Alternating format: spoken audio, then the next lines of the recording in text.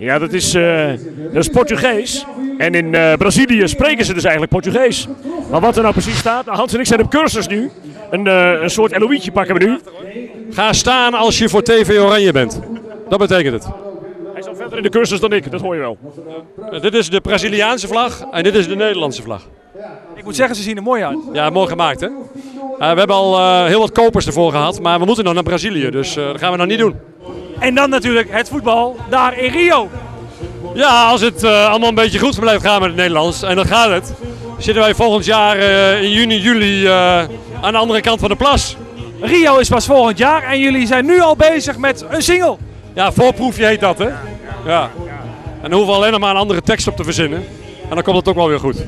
Rio gaat over, waar gaat het eigenlijk over? Het gaat over het strand, de zon, de sfeer daar. Maar natuurlijk is het land wel van de samba voetbal, hè? Dat moeten we niet vergeten. Maar als er een swingend land is, is het Brazilië wel. Ik weet niet of jij die dames wel hebt zien staan swingen daar, maar dat is enorm. Ja, we zingen wel dat iedereen mee naar Rio moet komen. Dat daar wel het feest is. En dat is natuurlijk ook wel zo. In de nieuwe kindershow die eraan gaat komen. Want wij hebben de bekende Dikdakkers Cowboys en Indianenshow voor de kinderen. Maar we gaan in september van start met de eerste nieuwe Dikdakkers Snappy Show. En daar gaan de danseresjes mee. En dat zal ik je vertellen, die hebben hele leuke jurkjes aan. Of moeten we dat nog als verrassing houden? Ja, nee, je mag het wel vertellen. Okay. Maar die hebben hele leuke krokodillenstaartjes aan die jurkjes. Dus ik zou zeggen, kom kijken. Ja, maar Snappy was toch die krokodil?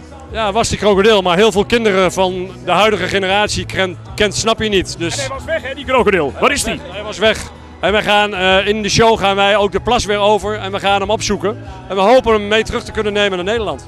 Als mensen de Snappy Kindershow willen zien, waar kunnen ze dan terecht voor meer informatie?